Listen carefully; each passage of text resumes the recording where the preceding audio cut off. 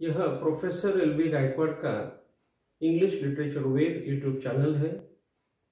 मैं खुद professor L B. Gaekwad आपके सामने खड़ा हूँ। आपके फरमाइश पर मैं आज हिंदी में ये वीडियो बना रहा हूँ। आज मैंने कम्युनिकेशन स्किल के लिए एक्टिव वॉइस और पैसिव वॉइस लिए हुए हैं, क्योंकि मुझे स्टूडेंट्स लोगों ने बताया है कि आप हिंदी में बोलिए और एक्टिव वॉइस पैसिव वॉइस हमें पढ़ाइए, इसलिए मैंने ये टॉपिक लिया हुआ है। मैं टॉपिक में घुसने के लिए आपको रिक्वेस्ट करूंगा कि आप मेरा वीडियो अच्छी तरह से देखिए और कमेंट कीजिए और लाइक करके शेयर करके उसका मजा लीजिए। आज मैंने आपके लिए जो टॉपिक लाया हुआ है वो टॉपिक है active voice and passive voice. देखिए, एक्टिव वॉइस और पैसिव वॉइस जो भी होते हैं वह आज हम अच्छी तरह से देखने वाले हैं। The subject does action on the object in the active voice।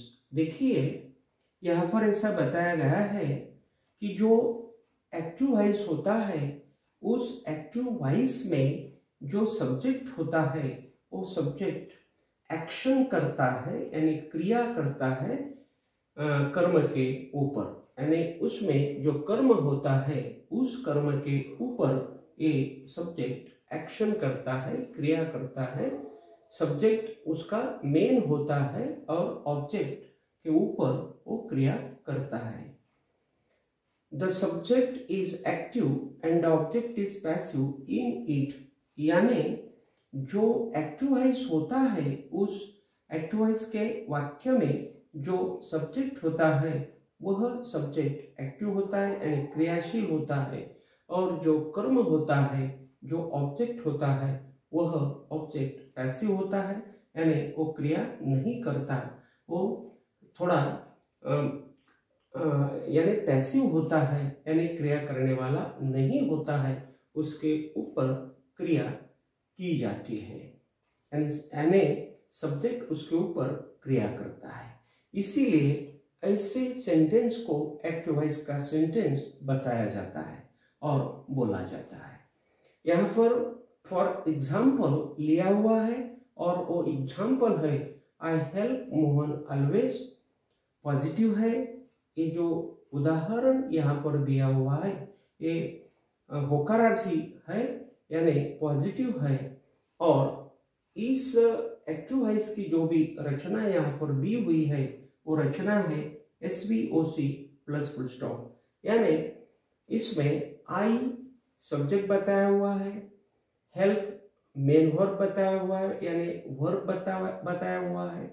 यहाँ पर मोहन ऑब्जेक्ट है और ऑलवेज यहाँ पर जो है वो कॉम्प्लीमेंट है, यानी एक्स्ट्रा वर्ड है, और हेल्पिंग वर्ड है, यानी यहाँ पर यह सब्जेक्ट वर्ब और ऑब्जेक्ट को यह ऑलवेज मदद कर रहा है, इसलिए इसे कॉम्प्लीमेंटरी वर्ड और हेल्पिंग वर्ड और एक्स्ट्रा वर्ड बताया गया है। प्लस फुल स्टॉप लिया हुआ है।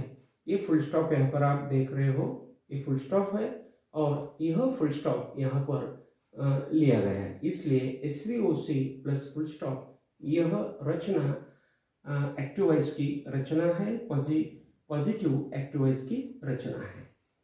Every tense shows this active voice structure, negative and positive। ध्यान में रखिए, जो भी एक्टिव वॉइस होता है यह एक्टिव वॉइस एवरी टेंस में होता है। यह भी जो काल होते हैं, यानी काल के जो टेंस बोला जाता है उस टेंस के प्रमुख जो टेंसेस है वो 3 बताए गए हैं। प्रेजेंट टेंस बताया गया है, पास्ट टेंस बताया गया है, फ्यूचर टेंस बताया गया है, और उसी के 4 ऐसे लेकर 12 उप प्रकार बताए हुए हैं। तो उन उप प्रकारों में every tense shows this active voice, उसी में एक्टिवाइज रहता है। फर्स्ट सेंटेंस जो होकारार्थी होता है वह सेंटेंस यहाँ पर एक्टिवाइज का होता है। 12 जो उपप्रकार होते हैं उसी 12 प्रकार का पैसिव वॉइस नहीं होता, सिर्फ 9 प्रकार का होता है। और उसी 9 प्रकार में जो भी पहला सेंटेंस होता है होकारार्थी का उसे एक्टिवाइज बोला जाता है। वो नकारार्थी भी होता है उसे एक्टिवाइज बोला जाता है।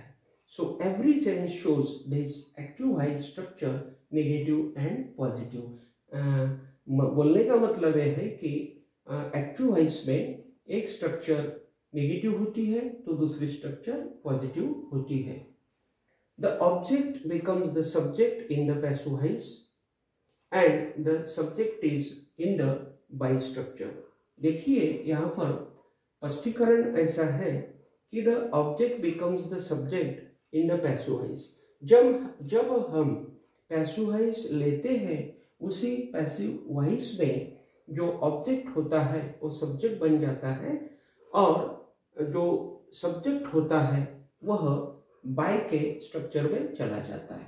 देखिए यहाँ पर ये बाय स्ट्रक्चर है, बाय मी यहाँ पर किया हुआ है, यानी ये जो आई नाम का सब्जेक्ट है ये बाय मी हो गया, यानी बाय के स्ट्रक्चर में ये चला गया है, ऐसा यहाँ पर बताया गया है।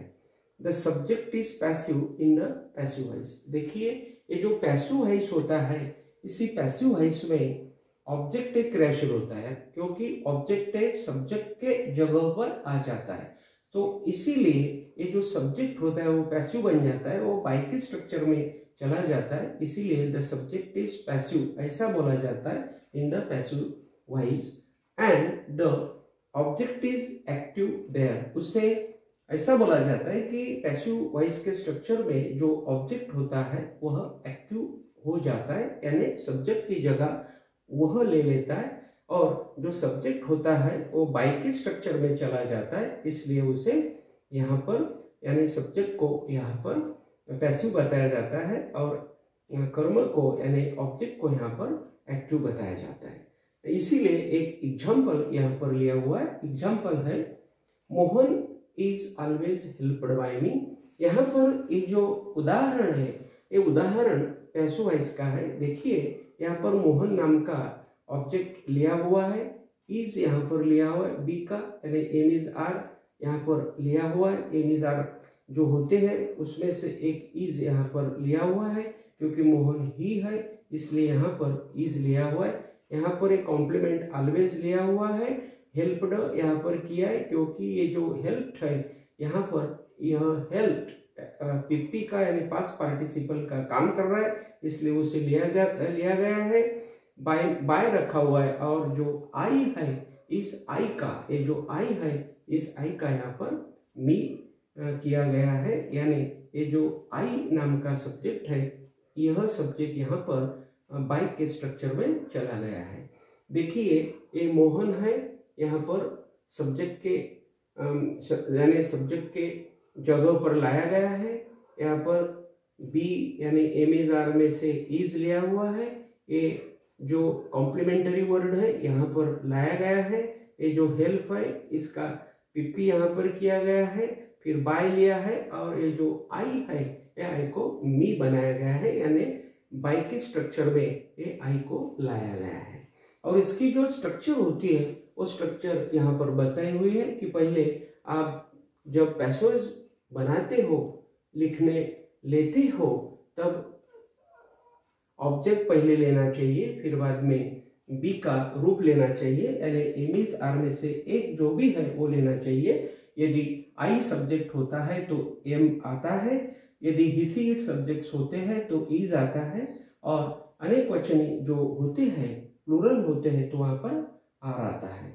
और फिर बाद में वहाँ पर एक्स्ट्रा वर्ड्स लेना चाहिए, यानी जो भी वर्ड्स होते हैं जो मदद करते हैं, कॉम्प्लीमेंटरी वर्ड्स होते हैं, उसे उन्हें अपन जो यानी एक्स्ट्रा वर्ड्स कहते हैं वो एक्स्ट्रा वर्ड्स वहाँ पर लेना चाहिए। फिर बाद में जो मेन वर्ब होता है, जैसे कि यहाँ पर हेल्प है उसका हेल्प्ड किया गया है, वैसा यहाँ पर पिप्पी वो मेन वर्ब का पिप्पी बनाना चाहिए, जैसा कि यहाँ पर हेल्प्ड बनाया गया है। फिर बाद में यहाँ पर बाई लेना चाहिए और सब्जेक्ट की केस करना चाहिए। यहाँ पर देखिए हमने बाई लिया हुआ है और ये जो आई है उसकी हमने यहाँ पर मी नाम की केस की हुई है, इसलिए सब्जेक्ट केस करना चाहिए, फिर बाद में फुल स्टॉप देना चाहिए, यहाँ पर दिया हुआ है। तो ऐसा ये एक्टिव वॉइस का पैसिव वॉइस बनाते हैं। यहाँ पर मोर एग्जाम्पल्स यानी यहाँ पर लिए हुए नेगेटिव सेंटेंस मैंने लिया हुआ है और वो सेंटेंस है I do not always help Mohan full stop, यानी ये नेगेटिव सेंटेंस है। इसका जो पैसिव वॉइस बनाया गया है वो ऐसा है, मोहन यानी ये ऑब्जेक्ट सब्जेक्ट की जगह लाया गया है, फिर बाद में इज लिया हुआ है क्योंकि ये सिंपल प्रेजेंट टेंस है इसलिए इज लिया है, और मोहन ही है इसलिए सिंगुलर है इसलिए इज लिया गया है। ये डू नॉट है नेगेटिव है इसलिए नॉट लिया गया है। फिर ऑलवेज यानी यहाँ पर ये जो ऑलवेज है यानी हेल्पिंग वर्ड है, कॉम्प्लीमेंटरी वर्ड है और एक्स्ट्रा वर्ड है उसे यहाँ पर लिया गया है। फिर बाद में ये जो हेल्प्ड है यानी हेल्प मेन वर्ब है उसका पीपी लिया गया है, फिर बाद में बाय यहाँ पर लिया हुआ है, और ये जो आई है उसकी यहाँ पर मी नाम की केस की गई है, इसीलिए ये जो आई है ये बाई स्ट्रक्चर में चला गया है और यहाँ पर निगेटिव पैसिव वॉइस बना है। यानी I do not always help Mohan ये निगेटिव एक्टिव वॉइस है और उसका निगेटिव पैसिव वॉइस ये हो गया है Mohan is not always helped by me. यहाँ पर लास्ट में ऐसा मैं बोलूँगा आपको कि जो एक्टिव वॉइस और पैसिव वॉइस होते हैं वो निगेटिव भी होते हैं, पॉजिटिव भी होते हैं, और ये जो एक्टिव वॉइस और पैसिव वॉइस होते हैं यह सब दोनों के दोनों अंग्रेजी बोलने के लिए और लिखने के लिए बहुत ही महत्व के होते हैं, और जो अंग्रेजी भाषा है उसे बहुत यानी रिच बनाने के लिए उनका वापर हम कर सकते हैं। तो यहाँ पर आज मैंने आपको एक वीडियो बताया, इसमें मैंने एक्टिव वॉइस और पैसिव वॉइस आपको बताया। देखिए ऐसा ही आप मेरे सब वीडियो देखा कीजिए। मैं आपके लिए कम्युनिकेशन स्किल के लिए ये वीडियो बनाया है। दूसरी बात यह है कि मेरा जो चैनल है इस चैनल पर मैं अंग्रेजी साहित्य के मराठी, मेरे खुद का मराठी लिटरेचर है, अंग्रेजी खुद का लिटरेचर मैं लिखता हूँ, वह वीडियोस और अंग्रेजी साहित्य के वीडियोस और कम्युनिकेशन जो अंग्रेजी का है उसके वीडियोस और अंग्रेजी के फोनेटिक्स, फोनोलॉजी, सिमेंटिक्स, सिंटैक्टिक्स और जो भी रिलेटेड वीडियोस है और टॉपिक्स है उसके ऊपर यहाँ पर मैं वीडियोस बनाकर डालता हूँ। तो मेरा ये जो चैनल है उसे सब्सक्राइब कीजिए, शेयर कीजिए, कमेंट कीजिए और लाइक कीजिए। आपको मैंने आज हिंदी में बताया है, मैं वैसा हिंदी भाषिक नहीं हूँ, मराठी बोलने वाला हूँ, फिर भी आपके लिए मैंने प्रयत्न किया हुआ है। ये मेरा प्रयत्न आपको कैसा लगता है ये कमेंट्स में बताइए, और ज़्यादा से ज़्यादा आप मेरे ये जो वीडियोस है वो शेयर कीजिए, बहुत ही शेयर कीजिए, और मेरा चैनल और ऊपर जाए और आपको मैं बहुत कुछ दे सकूं ऐसा कीजिए, यही मैं आपको विनती करता हूँ और यहाँ पर रुकता हूँ। Thank you very much.